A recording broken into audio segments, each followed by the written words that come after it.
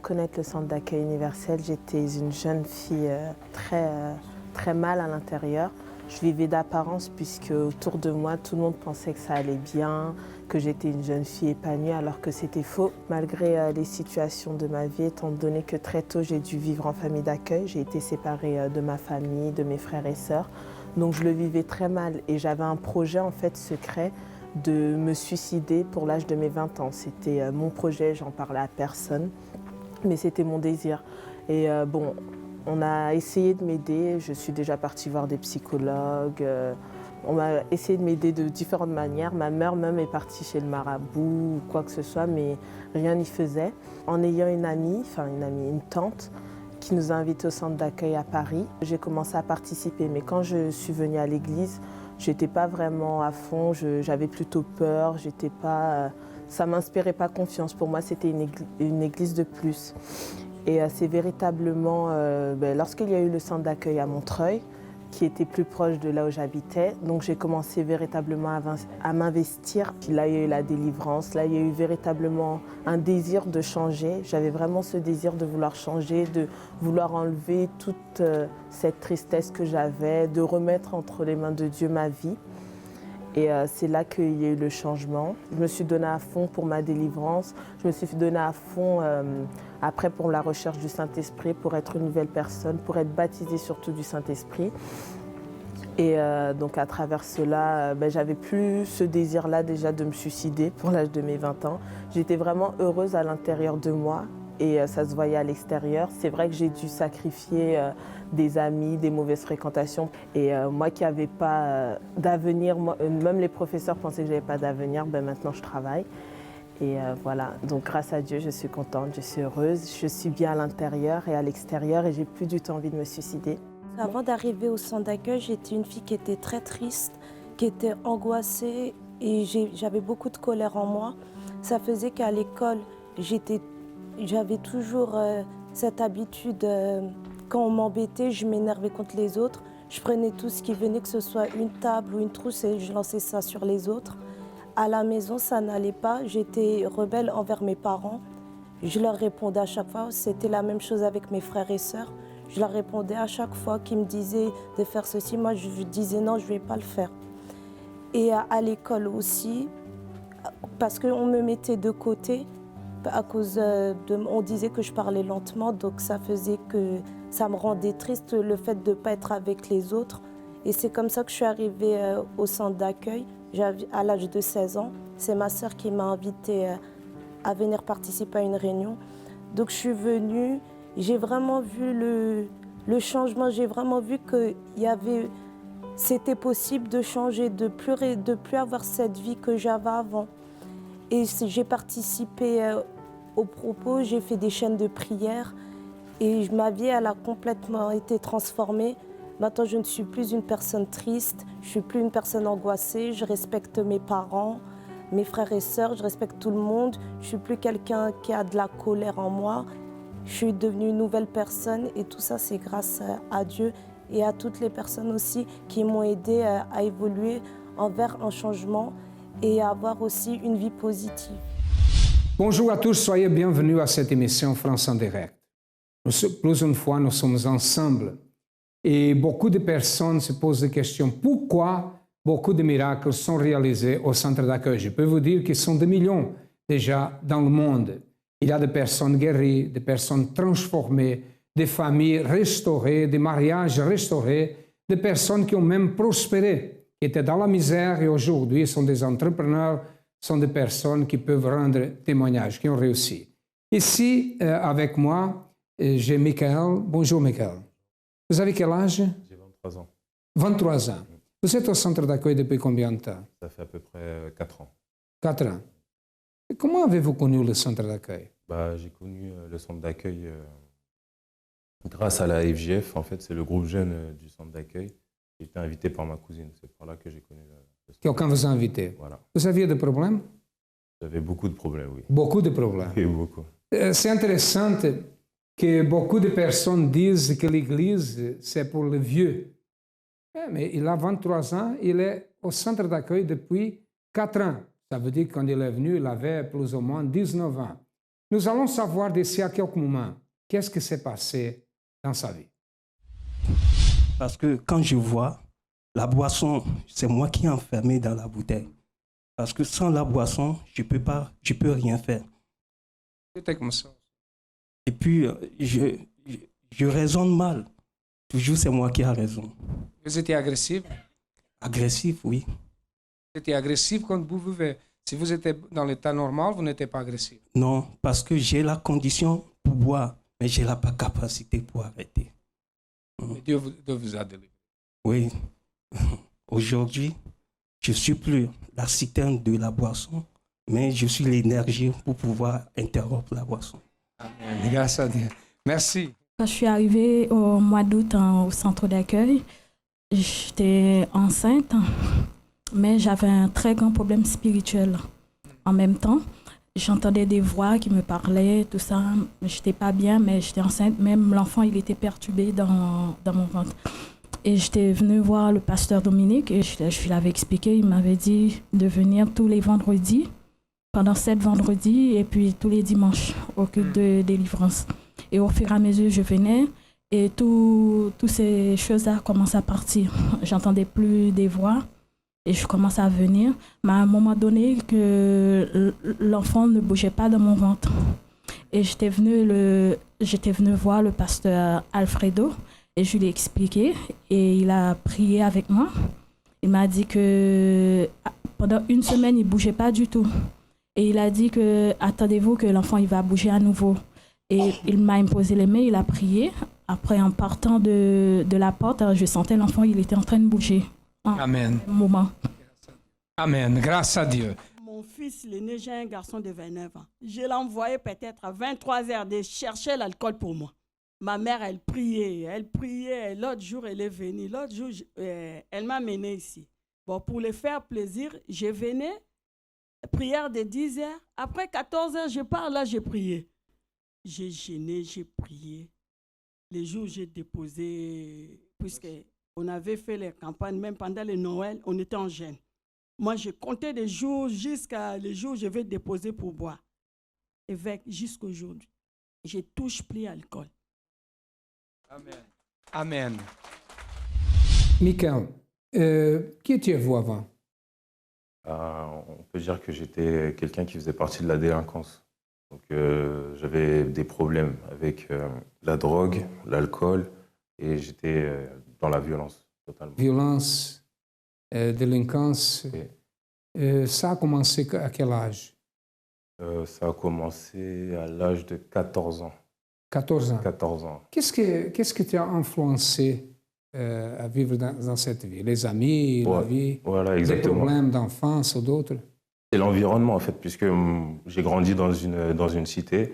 Nous, dans la cité, on écoutait beaucoup de rap où il y avait beaucoup de messages violents. Donc, tout ça, ça a engrainé ça.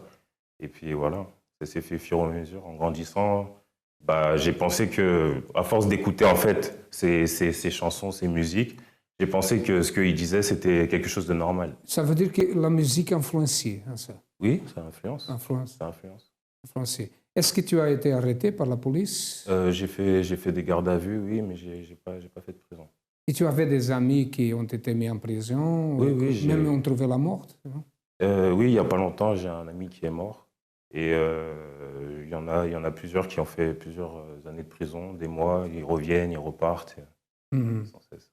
Et quand tu vivais dans cette vie, tu faisais aussi de vol, tu voulais aussi, n'est-ce pas? Oui.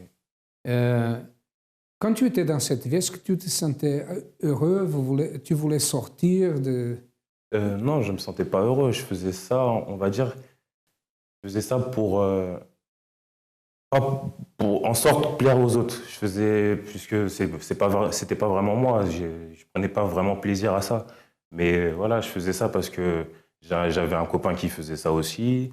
Et puis aussi, je faisais ça aussi pour nourrir mes vices, pour pouvoir m'acheter ma bouteille d'alcool ou mon paquet de cigarettes. Donc je faisais ça, c'était par rapport à ça aussi. OK. Bon, comme nous écoutons ici, il a été récupéré à travers la foi. Il voulait sortir de cette vie, mais il n'était pas capable. Ça se passe avec beaucoup de jeunes. Par exemple, vous qui avez des enfants et que les enfants sont dans une vie erronée, comment faire? Bon, la première chose, c'est chercher le centre d'accueil le plus proche. Parler avec le pasteur, la personne qui dirige ce centre d'accueil, parler avec lui pour savoir qu'est-ce que vous pouvez faire. C'est un conseil que je vous donne parce que la solution existe. Comment était votre vie avant? Catastrophe. Surtout avec mon couple et surtout avec moi-même aussi. Quand j'ai rencontré mon mari, il y avait trop de problèmes avec mon mari. Donc surtout mon mari, il sortait beaucoup, il buvait beaucoup.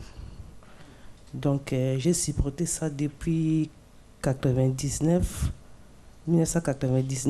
jusqu'à 2006 que j'ai trouvé la solution. Oui, il y avait un jour comme ça, je ne travaillais pas, j'étais à la maison, j'étais angoissée. Un esprit me dit que sors, j'ai sorti. Je n'avais pas même 1 euro dans ma poche. J'ai sorti, j'ai fait un tour au marché des Victoires. C'est là que j'ai rencontré une sœur qui m'a donné les semelles. Et puis quand j'ai pris les semelles, j'ai regardé, j'ai dit Dieu merci, j'ai trouvé ma solution. Et dès 2006 là, j'ai commencé à lutter parce que mon mari sortait. Donc quand il sortait les vendredis jusqu'à lundi. Il n'y avait même pas de contact à la maison. Il y avait toujours des problèmes à la maison. Quand il sortait comme ça, avec 2000 euros dans la poche, pour aller s'amuser avec ses copains. Et puis, quand il partait comme ça, moi, j'ai resté à la maison, j'ai pleuré tout le temps. Un jour comme ça, j'ai décidé que, mon Dieu, à partir d'aujourd'hui, je ne pleure plus. Les jours que j'ai pris la décision qu'à partir d'aujourd'hui, je ne pleure plus. Donc, quand il sortait comme ça, moi, j'ai resté à la maison, j'ai prié. Seigneur, protège mon mari là où il est. Que ton esprit les guide, que ton esprit les contrôle. Parce que dans les boîtes de nuit, c'est pas un endroit pour avec les copains. Il y avait des problèmes aussi avec les copains. Et à partir de ça, Dieu a commencé à agir. Et puis, j'ai participé dans la campagne d'Israël de 2007, 2008 aussi. Après, Dieu a fait des miracles et aujourd'hui, je suis à l'église avec mon mari. Oui. Il est à l'église aussi? Oui, il est à l'église aussi. Il a changé? Donc, il a changé. Là, il ne sort plus. Depuis 2008, il ne sort plus. Aujourd'hui, il prie pour des autres personnes. Oui. Amen. Merci, madame. Applaudissez le Seigneur. Merci. Bon, quand je suis venu en France, j'avais travaillé un peu dans les hôpitaux, dans les hôpitaux de la banlieue, Saint-Denis, Argenteuil, Villeneuve-Saint-Georges. Et je suis allé même dans le sud de la France. Et puis, à partir de là, il y a une situation qui a fait que la situation est bloquée. Je vais changer d'hôpital. Et puis, là où j'envoie mes CV, personne ne veut plus me prendre. J'ai fait 2 ans à la maison à la recherche du travail. Finalement, c'est Dieu a voulu que je vienne au centre d'accueil parce que j'ai commencé par suivre l'étude de témoignage à la télé. Comme je ne travaille pas, quand je me lève le matin, la première des choses à faire, c'est d'aller capter les témoignages. Un jour, j'étais à la télé. Je pense que c'est un monsieur malgache qui a eu son brevet de pilotage grande ligne. Et puis, il a témoigné. Et puis, j'ai dit, ça, voilà ce qui m'intéresse. Donc, tout de suite, le lendemain matin, je suis venu ici. Mon portable a sonné. Je suis venu ici un lundi. Ils ont oué le portable. Avec fatigue, mon portable a sonné. Je suis sorti avant d'aller à Gare du Nord, mon portable sonne. Il dit, c'est M. Loguet? J'ai dit, oui, c'est M. Loguet. Vous êtes toujours à la recherche d'un poste? Je dis, oui. Il dit, merci, vous pouvez venir le samedi rencontrer le chef de service. C'était un lundi. Pour moi, le samedi, là, c'est trop loin pour moi. J'ai dit, mais il ne faut pas qu'il change encore de décision. J'ai redoublé d'efforts. J'ai dit, bon, même si ça doit changer de décision, que Dieu va me donner encore un meilleur poste. Donc, le samedi, je suis allé voir le chef de service. Il m'a dit, qu'est-ce que vous savez faire? J'ai dit, moi, je fais tout. Mais vous opérez? J'ai dit, mais j'opère tout ce que vous voulez. Moi, je sais faire. Il dit, bon, vous allez venir le lundi, on va vous tester, et vous allez faire 1 mois d'essai, et après, on va voir si on va renouveler le contrat ou pas. Heureusement pour moi et malheureusement pour eux, quand je suis venu le jour-là, il y avait plein de femmes qui accouchaient. Et c'était la garde du chef de service. Il m'a dit, mais vous êtes tout supervisé. Elle a croisé, elle me regardait. Je sortais les enfants par-ci, par-là, tout sortait par... Ok. Comment va la situation maintenant? Ah non, maintenant, aujourd'hui, si on ne me voit pas dans ce service-là, personne ne respire. J'ai pris 2 jours de congé. hier, le jeudi et le vendredi. Mon portable n'arrête pas de sonner à la maison. Amen.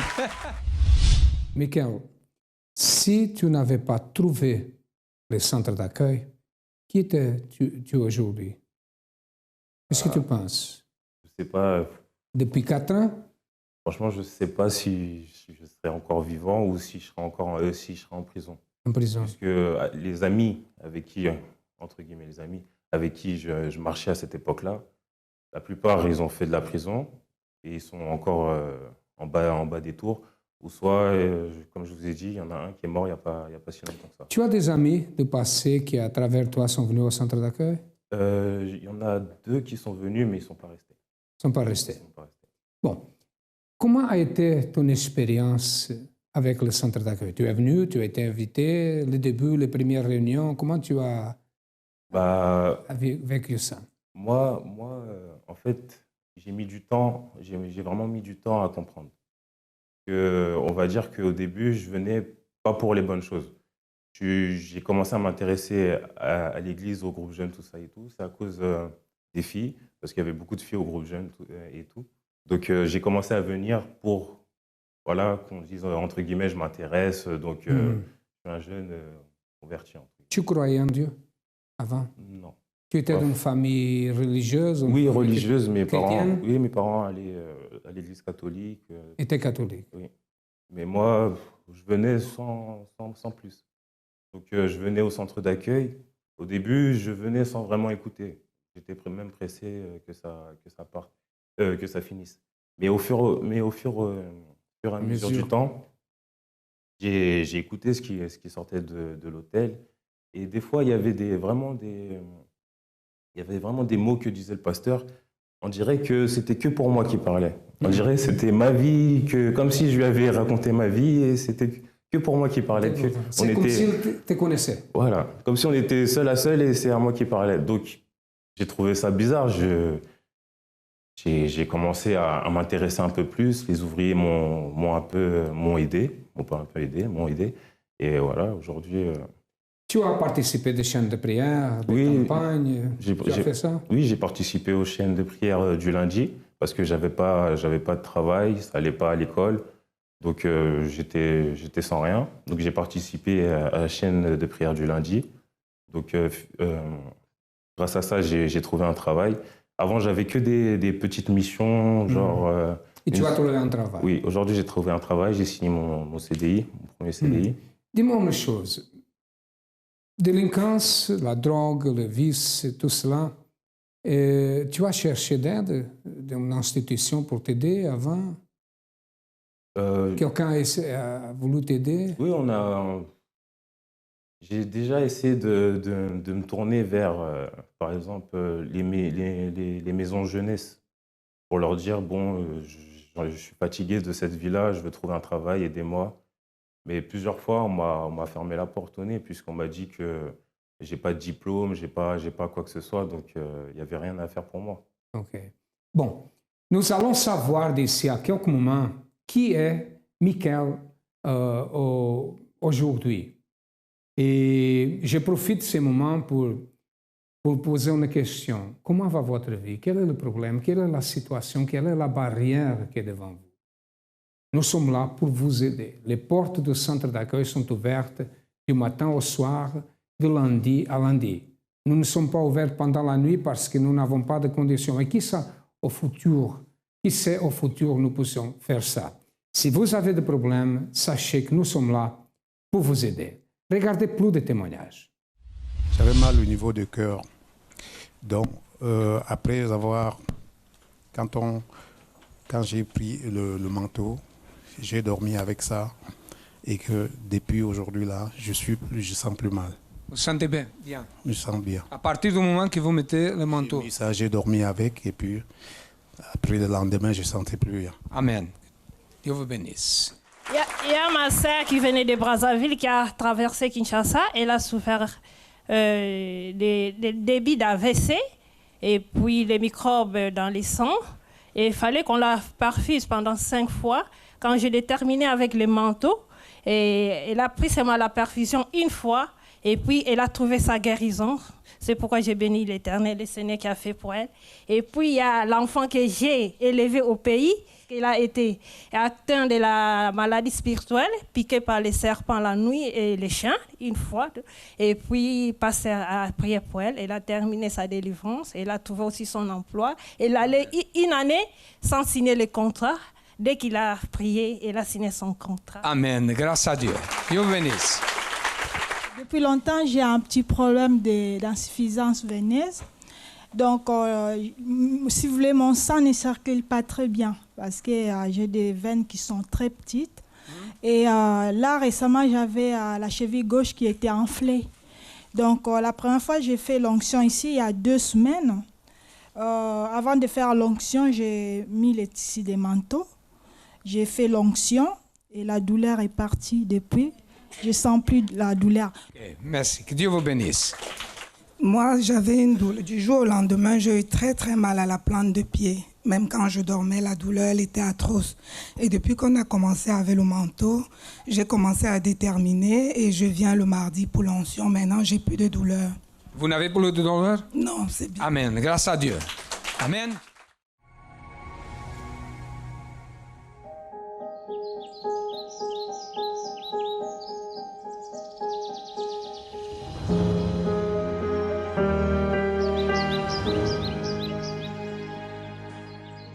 Mon premier dimanche au centre d'accueil, en fait, j'ai ressenti la paix à l'intérieur de moi et une certitude d'avoir la solution.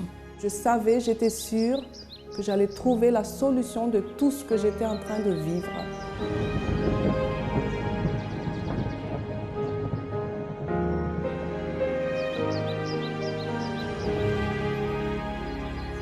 Leur équipe qui est disposée à nous suivre personnellement, ils sont à l'écoute et ils nous donnent des paroles encourageantes et c'est vraiment ça qui fait le plus du centre d'accueil.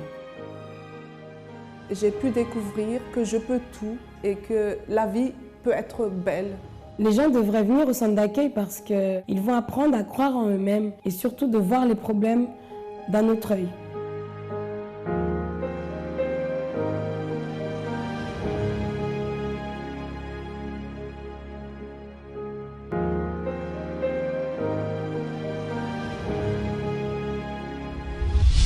Nous sommes en train de parler avec Michael que n'avait pas un projet dans sa vie, vivait dans la délinquance, dans la drogue, perdu, sans travail, sans rien. Et il n'avait pas un futur. Il a trouvé le centre d'accueil. Michael, comment va ta vie aujourd'hui? Qui es-tu aujourd'hui? Aujourd'hui, par rapport à la drogue, au vice, tout cela?